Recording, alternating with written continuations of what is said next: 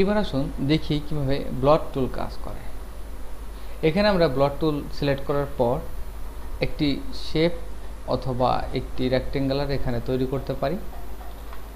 এটি তৈরি করার পর আপনি আপনার ব্লট টুলকে সিলেক্ট করে যে কোনো একটি অংশের উপর ক্লিক করলে এভাবে আপনি এটিকে জাস্ট এক্সটেন্ড করতে পারেন এবং যে এরিয়ার বাইরে আপনি ক্লিক করবেন সেটি ছোট হবে এবং ভিতরে ক্লিক করলে এটি এক্সটেন্ড বা বড় রূপ ধারণ করবে।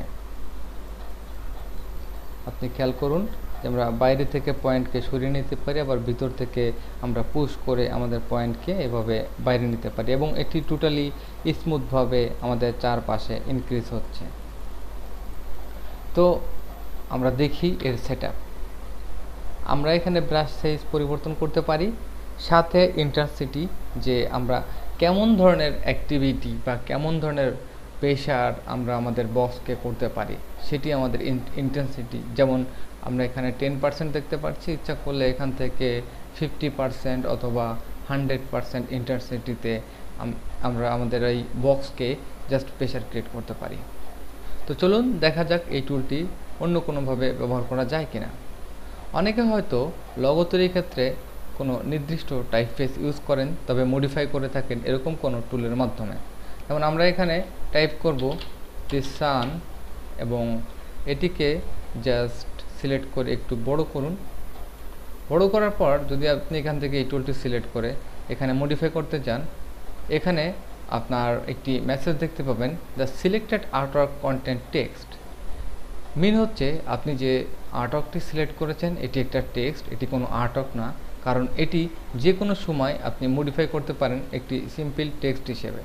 এবং এটি অবশ্যই যখন আপনি আপনার অবজেক্টে কনভার্ট করবেন সেজন্য টাইপ, এখান থেকে আপনি ক্রিয়েট আউটলাইন এই অপশনটি বা শিফট কন্ট্রোল ও প্রেস করে এটিকে কনভার্ট করতে পারেন একটি শেপে, সিম্পল একটি আর্টওয়ার্ক হিসেবে। তো আমরা জাস্ট এটিকে কনভার্ট করে নিই। এরপর যদি আমরা সিলেক্ট করে এখানে ক্লিক করি তাহলে দেখতে পাচ্ছি যে এখানে ব্যাপক একটি মডিফাই হচ্ছে। তো কয়েকবার আন্ডু প্রেস করে আসুন। আপনি এমন কোনো মডিফাই করবেন না যে আপনার টেক্সট বোঝা না যায়।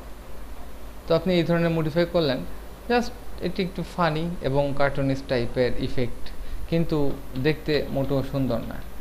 তো আমরা এখানে আসুন কিছু পরিবর্তন করি। যেমন এখান থেকে আপনি ইন্টেন্সিটি কমিয়ে দিন, জাস্ট 1 এবং ওকে। এবার খুব হালকা পরিমাণ এখানে ক্লিক করুন, দেখুন এক ধরনের প্রফেশনের সৃষ্টি হবে এবং সেটি হচ্ছে জাস্ট আপনার টাইপফেসকে চেঞ্জ করে নেওয়া। তো যাই হোক, এই টাইপফেস যদি হুবহু কেউ নকল করতে চায় তাহলে তার জন্য খুবই দুর্বোধ্য হবে, কারণ আপনি এখানে র্যান্ডম ক্লিক করেছেন এবং এটি যদি একটি লগোর ক্ষেত্রে ব্যবহার করেন সেক্ষেত্রেও কিন্তু খুব ডিফিকাল্ট নকল করা। তো এটিকে জাস্ট ডিলিট করুন।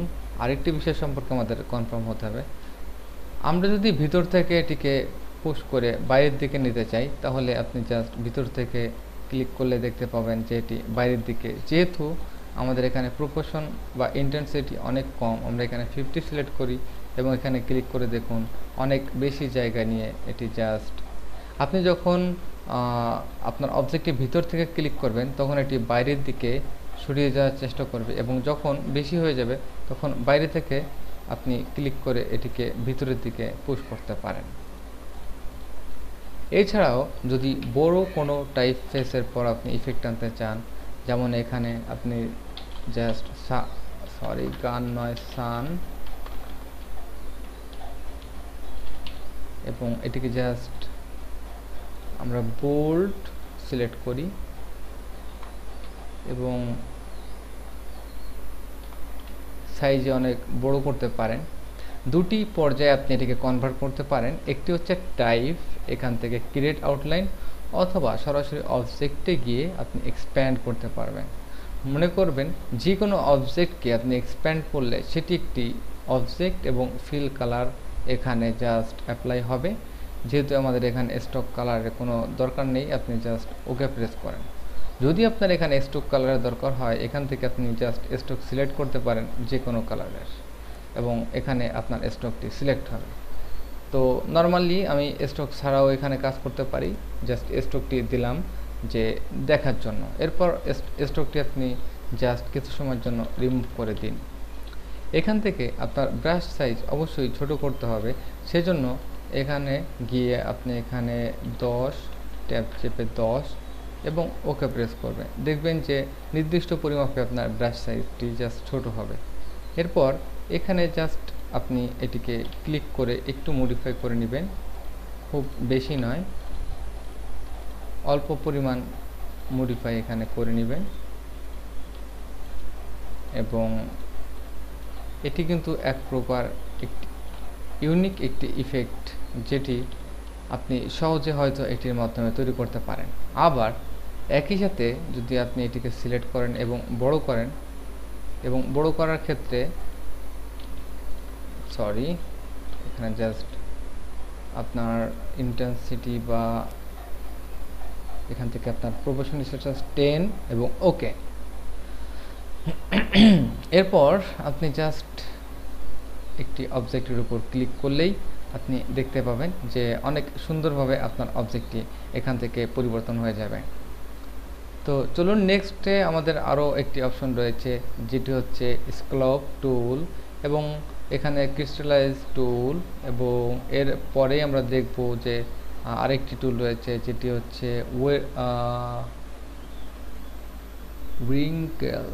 উইঙ্কেল টুল। ওকে, তো আমি আসলে সবগুলো টুল এভাবে মুখস্থ করিনি, তো আপনারা হয়তো এগুলো দেখতে পারেন, কারণ সব সময় এটি ব্যবহার করা হয় না।